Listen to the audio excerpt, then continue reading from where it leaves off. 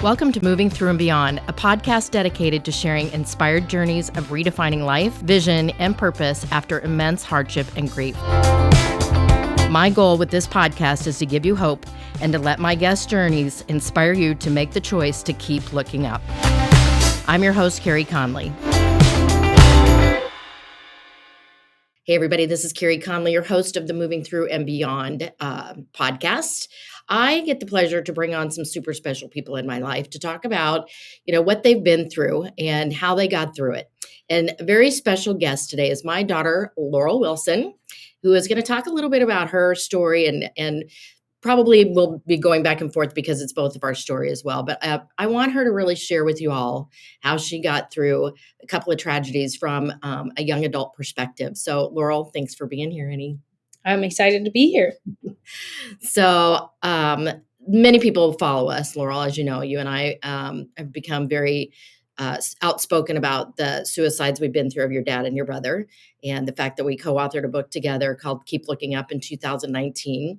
And because I talk on a lot of stages, people hear from me from my perspective as to my story and how that, how I got through that. But I wanted you to come on because you and I dealt with things together in some similar ways and in other ways very differently. So before we talk about that, why don't you tell these guys a little bit about you and what you're doing now?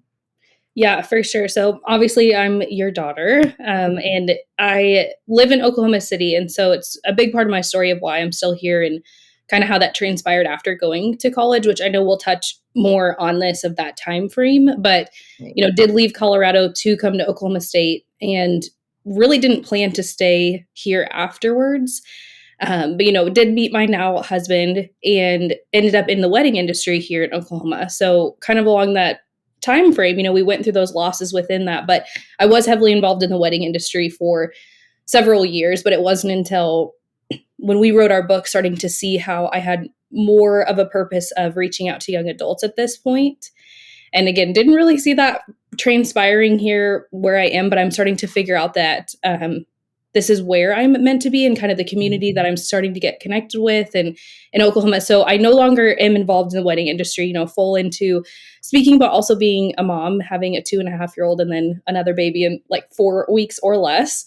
So that's kind of that time frame of my life right now is being really letting God lead where I'm meant to be with speaking and being a mom and leading my boys.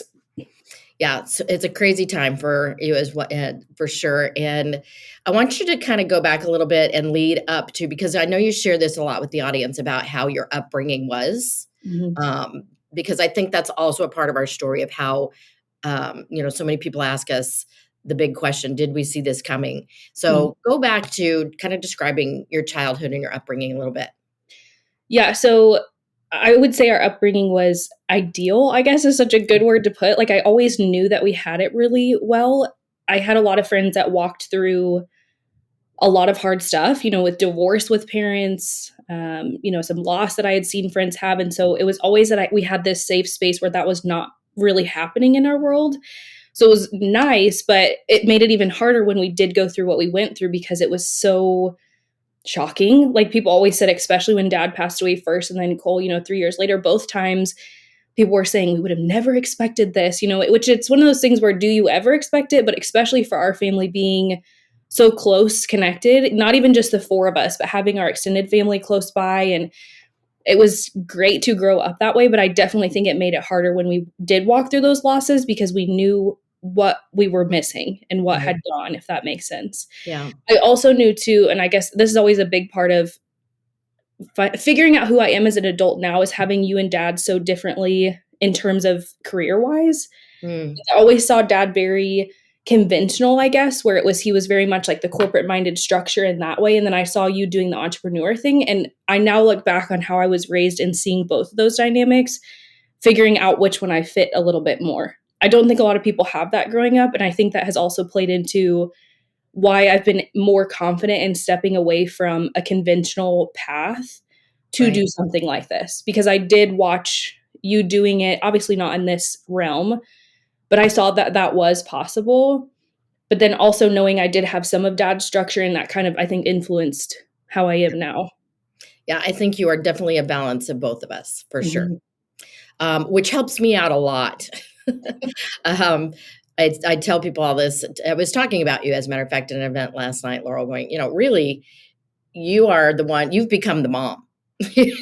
Oh gosh. Just keeping me on the straight. And you're so good at being able to process things faster and deal with things faster, which inspires me to do the same, right? So I think it's really important because I don't know that everybody listening to this podcast, maybe for the first time, knows our story. We're kind of glancing over it right now. Yeah. Um, so what Laurel is outlaying for you right now is leading up to her junior year of college, right? Yeah. It Everything was was looking pretty halfway great.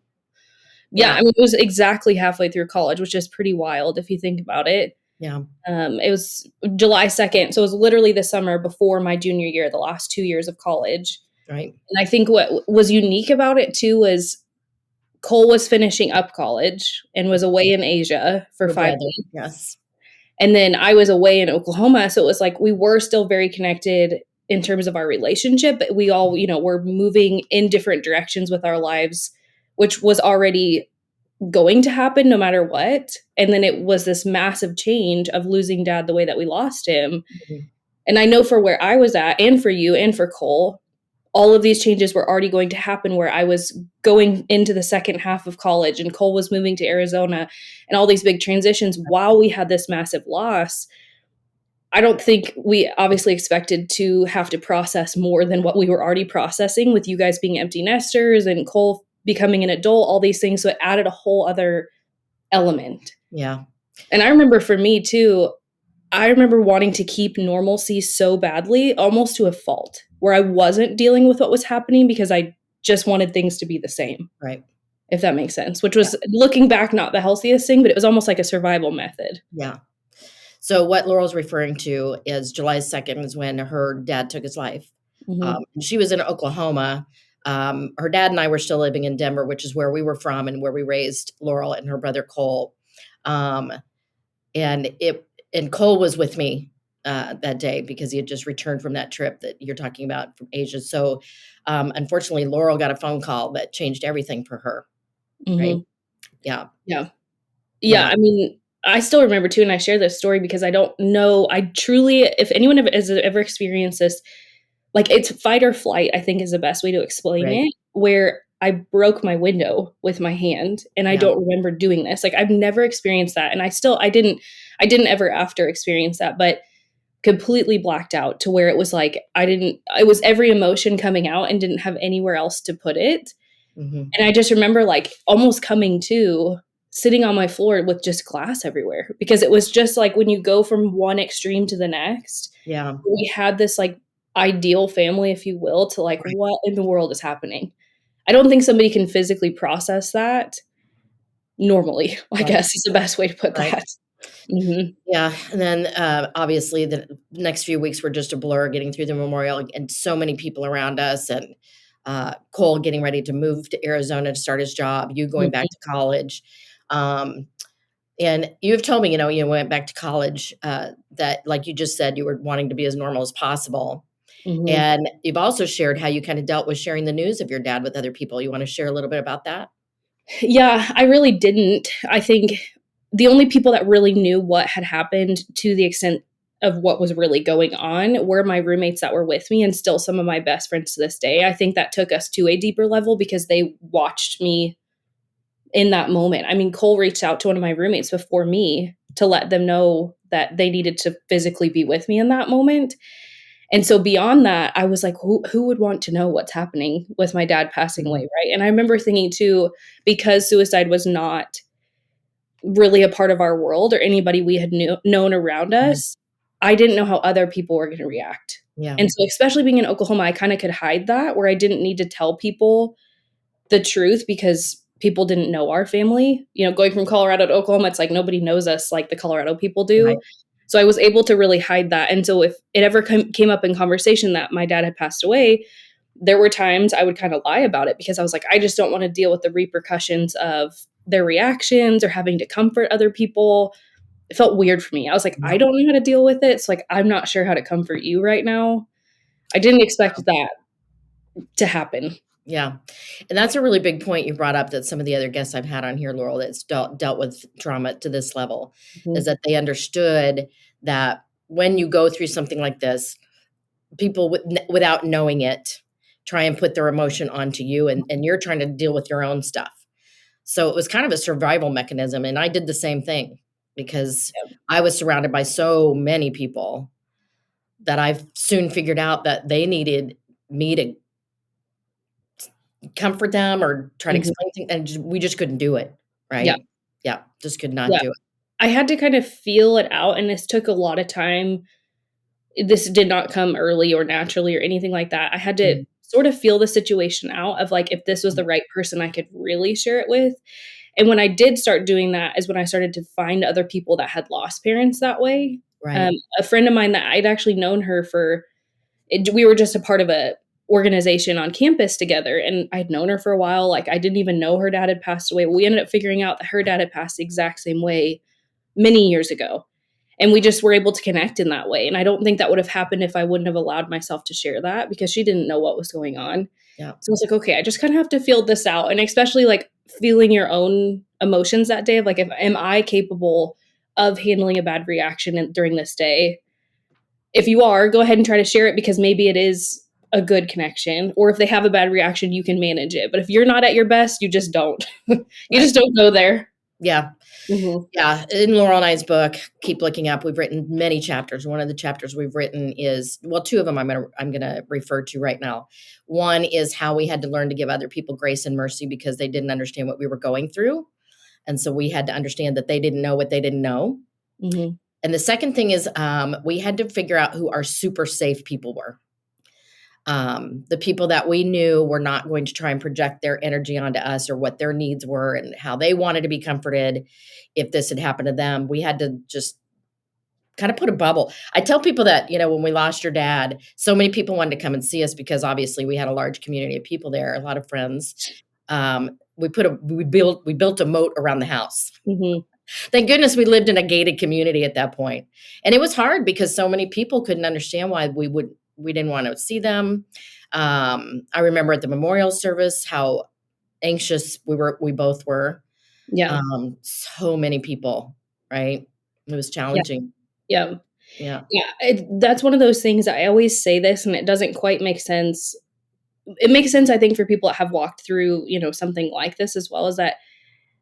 And it's a change of perspective, which is what I talk about all the time. I'm thankful for the skills I've learned in boundary setting for a lot of reasons now, and just like the kind of person that I am and how I can understand people's energy a lot better. It's kind of like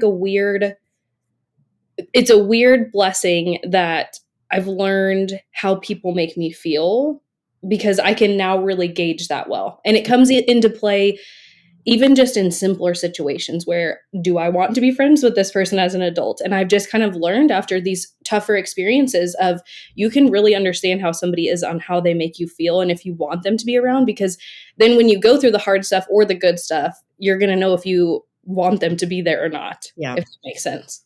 Yeah, we talk a lot about that. When you and I speak together, we talk about the front row, making sure Mhm. that the people who are in the front row of your life are the super safe people, the ones that know you, will respect how you want to deal with things, give you space when you need it, and making sure that if you've got people that should not be in your front row, how to move them around, Mhm. because it is a boundary thing. So, Yeah, and then you're gonna have those people in the good and the bad times. I mean, I think about this yeah, even too with, having a newborn in a couple of weeks. It's obviously a better situation that people want to come and see you, but it's another one of those times where you have to kinda know how to protect your energy and what that's gonna look like as well. We learned that obviously the hard way with what we went through, but it kinda teaches you that healthy way of setting the boundaries, which is, I think, is a really big struggle for just people in general. yeah, for Mhm. sure. You know, um, so there was a lot happening during all this time. You going back to school, your brother moving to Arizona, starting his job. I eventually, at this point, decided to also buy a house in Arizona because I ended up loving it here. And so the three of us remained as close as possible and went on with our lives as much as possible. And then, unfortunately, we lost your brother 3 years later, same Mhm. way. took his life on August 9th, 2017. And again, Laurel was in a whole other state. And so it was a whole new layer of trauma, Mhm. right? And I think the big question that everybody wants to know is, did we see this coming with either one of them? Mhm. And I would love for you to answer that question from your perspective. Well, we get asked this all the time, and it's always so hard to answer, and Yeah. I feel like I can never provide the answer that's going to bring the most comfort, Yes. because if we would have known to the extent that either of them were struggling, because we didn't. And I Right. think and it's hard to, because I think there are people who flat out say I'm suicidal or I have suicidal thoughts, and I Mhm. think there's even a deeper level of people that when they aren't saying those things anymore, it's almost this decision that has been done, I guess, Right. in their mind, and that's so hard, and I know that's not the answer people want to hear, Yeah. because, again, I wish we had this black and white situation where with dad, because I was not there, I did not know the extent of what was going on. I knew you knew to a degree that dad Mhm. was struggling, and, maybe it was depression or what was happening or just life changes, but I don't think there was ever clarity that that was exactly what was happening. Right. We knew with Cole there was anxiety happening, but either of them, that was not something we're like, "Oh, this is going to happen," or we see these clear signs or whatever it may be. Right. And that's a very hard thing for people to grasp, because if we did have that answer, I don't think we would have the story that we do, which is unfortunate. Yeah. What I have come to terms with, though, and this is just my own, I don't know, my own answer, my own thought process, is that it has to be that person's decision that they are going to help themselves or make a big change. And that's the hardest thing for you and I to accept, because when somebody loses somebody to suicide, the biggest feeling that they feel is guilt. Like, I didn't do enough, or I Right. couldn't stop them, whatever that is. The thing I've come to the conclusion, again, nobody really wants to hear this, but it has to be that person's decision of that they're either going to change this, or it is what it is, which Yeah. is hard to say. And it's Well, something I go ahead. that's why I wanted you to address that question, Laurel, because we do get it all the time, and we do answer it how you just answered it, that we wish that we really wish we could give somebody a checklist. Mhm, We get questions all the time about this of, I got a text last night from somebody mhm, saying, "My best friend's husband took his life on Christmas, and I don't know what to do for her. She has a mhm. 2-year-old and she's pregnant." Yeah. And, they want like a should we seen this coming? What's the checklist? What should we look for? And sometimes people will I think it's becoming more and more apparent now that people are saying it's okay to be okay, it's okay to not be okay, Yeah. and to let people know, "Hey, I'm really struggling and I'm having some bad thoughts." Mhm. Way more so now, 5 years later than when we lost your brother. Yeah. Um, I think there's a whole lot of, um, pride involved, Mhm. and, yeah, I'm glad that you answered that question that way, because we just pay attention to people, you all, if they're starting to act like them not themselves, um, anxious, can't get things figured out in their mind straight away. It's also another point I want to make is that in the situation of my husband and my son, it was a very different scenario. We realized after my husband passed that he'd been planning this for a while, just the way that he left things.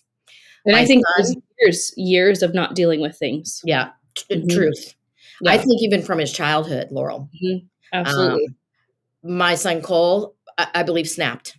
Mhm. Totally just he left me at a meeting, was supposed to go to work, and just, something snapped, because the way he left things was just totally different.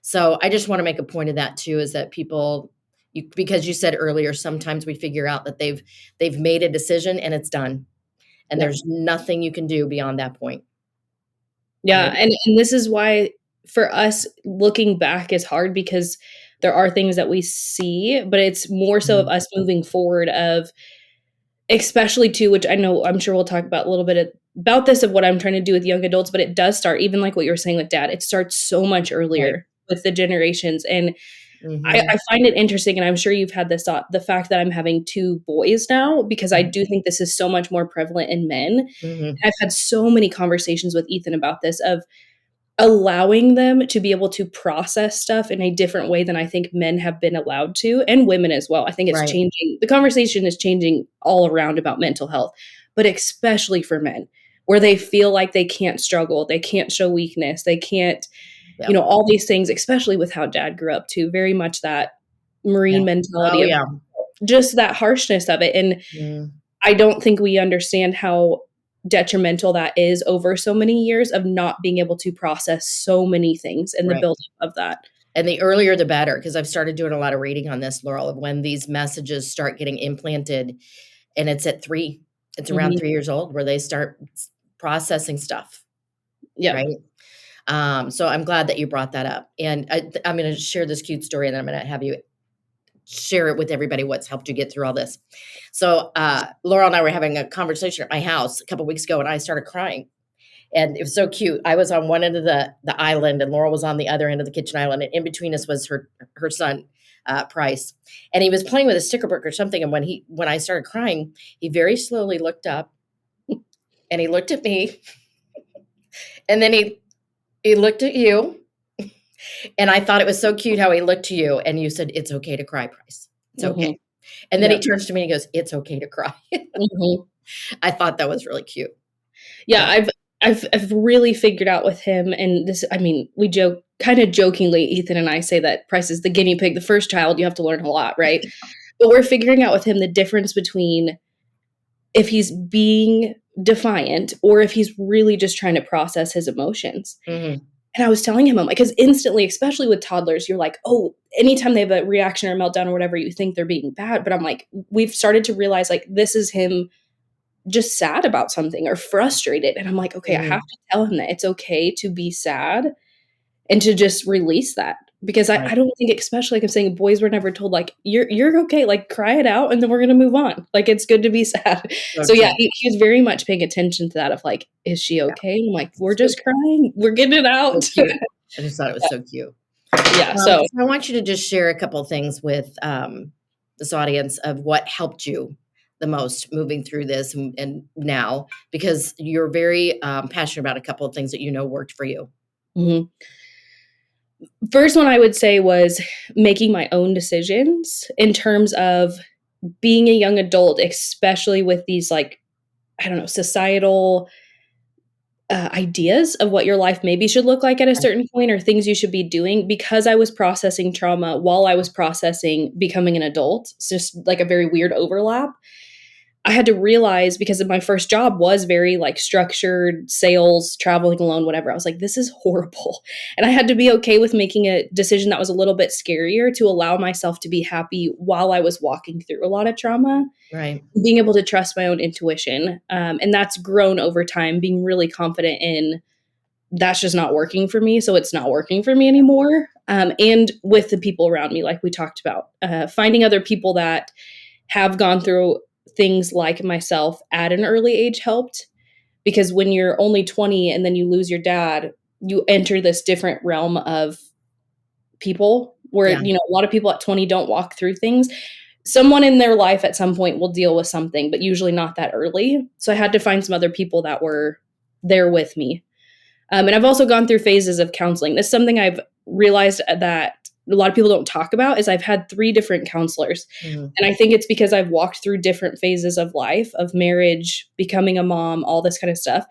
I had counselors in different seasons. And Yeah. I've never heard somebody tell me that that's okay to have that. I was like, what is wrong with me? I'm like done with this counselor, but I was going to a different phase and I needed a different person. Yeah.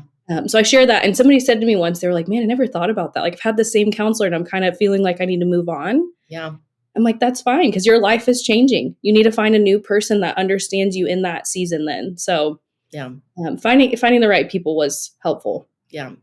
Yeah. My daughter talks a lot about this, and, I did not do counseling early on and probably should have. I'm doing it now, but there's a lot more to process because it's Mhm. been longer. And becoming a lot more aware of some of the stuff that's not even a part of this story of our family, Right. Yeah. that I probably should have dealt with, in my at the age you're dealing with things, Laurel. So I love how you really tell people to get help sooner. As a matter of fact, the woman who texted me last night about her friend asked me, "Well, how can I help her?" Mhm. And I told her to call me immediately. And I said 2 things. Number 1, treat her the way she wants to be treated, which is what you and I've talked about with the super safe people. If she wants to talk, let her talk. If she doesn't want to talk, don't force her to talk, right? Right. Mirror what she needs, not what you need, which is really hard because this woman, because they've been best friends since childhood, Laurel, Mhm. is hurting as much as this woman is hurting, right? Right. I said, you just need to be aware of your own emotions, and you're going to need to process too, but don't put your stuff onto her, right? And the second thing I told her is to get her help as soon as possible and get the 2-year-old help as soon Mhm. as possible, right? Because Yeah. he's not understanding what's going on. Yeah. And they're most concerned that he's at some point in his life going to feel like it was his fault, Mm. right? So great advice. Yeah. There's something, and like you said, something I've figured out too in counseling, and as you're explaining, how I've processed that trauma in those current moments was because of things from the past. Yeah. And you don't realize that of like, well, why am I processing this? Or for myself, I Mhm. get hyper independent because of things in the past of like feeling like out of control because of the trauma I've been through. Yep. When I go into this hyper independence, it's because of loss of control when you lose people that way. Yeah. But I would have never realized this. Like if I go, this is silly, but like truly if I get to a point where I'm like excessively cleaning or like very OCD about things, I always have that a little bit. But when it becomes too excessive, Yeah. it's because I'm losing control or feel like I'm losing control. Right. And I don't think I would have realized that because I'm like, oh, I just want to be clean or I want the house to feel a certain way. It's because things are coming up from bigger things. Right. That counseling helps you deal with the root causes of stuff that's coming up in the current situations. And everybody has it. You don't have to go through massive trauma to have So true. stuff Yeah. in your life. Yeah. And that's another good point. And this is somebody I just interviewed a minute ago, who's been through some major trauma. She brought up a really good point that trauma is trauma no matter how big or small it looks, Mm-hmm. right? You don't have to go through the level of what we've been through to call that trauma. Yep. It could be anything from your childhood. So any other last bits of advice, Laurel, that you want to share on how you're getting through things, especially at this stage of your life? Trusting your own intuition, Yeah. especially, people, and we mentioned this in different variations of the super safe people or mirroring or anything like that, but you're really only going to be the person that knows how you need to process things. I think taking advice from others is good when you want it, but when you're walking through something or just even a big change in your life, you're going to get so much advice, which is good. You can take it with a grain of salt, but really, really starting to understand and trust your own gut is helpful because I've started to, you can feel it almost where you're like, Yeah. something just doesn't feel right. Something's off about this person or something's off about this decision. You just have to listen to your own self. So Truly. wise.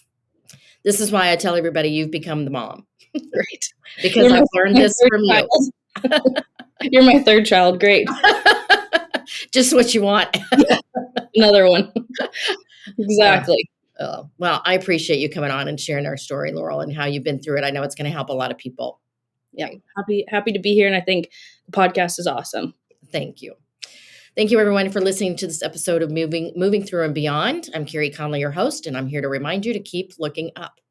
If you found this episode inspiring or helpful, please share it with a friend or a family member. In order to be successful on this mission, I can't do it alone. Connect with me at www.careyconley.com, and don't forget to sign up for my weekly Do It On Purpose newsletter. Let's build this life-giving vision movement together to end this epidemic, save lives, and create purpose.